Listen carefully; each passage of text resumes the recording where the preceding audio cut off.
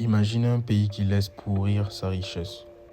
Dans les années 80, la Côte d'Ivoire a vu des milliers de tonnes de cacao abandonnées, non vendues, parfois détruites. Pourquoi un pays en tête du monde aurait-il accepté cela? On est en 1980. La Côte d'Ivoire est le premier producteur mondial de cacao. Mais la fête s'effondre. Les prix mondiaux chutent. Les entrepôts débordent. Pour soutenir le marché, la caisse de stabilisation décide de ralentir les ventes. Officiellement, c'est pour éviter un effondrement général.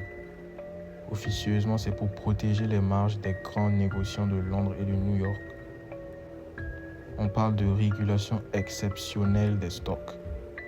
En clair, des milliers de tonnes de cacao sont restées dans les ports jusqu'à se dégrader. Pendant ce temps, les prix mondiaux remontaient. Les multinationales comme Nestlé profitaient d'un marché stabilisé. Mais les paysans ivoiriens, eux, perdaient jusqu'à 40% de leurs revenus. Le paradoxe, cette stratégie était inspirée par des conseillers économiques étrangers pour sauver l'équilibre du marché mondial. Sauf que le marché n'était pas ivoirien.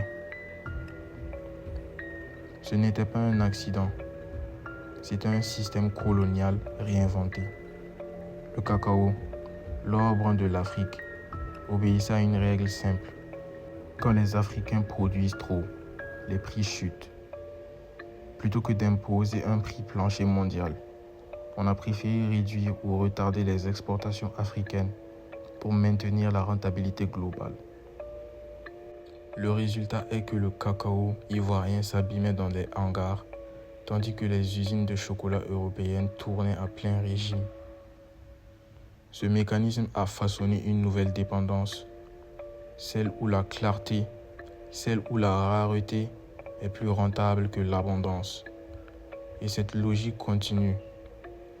Quand on limite la production pétrolière, quand on gèle des exportations agricoles, quand on rachète les dettes d'un pays pour contrôler sa monnaie. La vraie richesse, ce n'est pas la matière première, c'est le pouvoir de décider quand elle vaut quelque chose. Tu regardes le zin. Ici, on ne crie pas. On comprend et une fois qu'on a compris, on agit.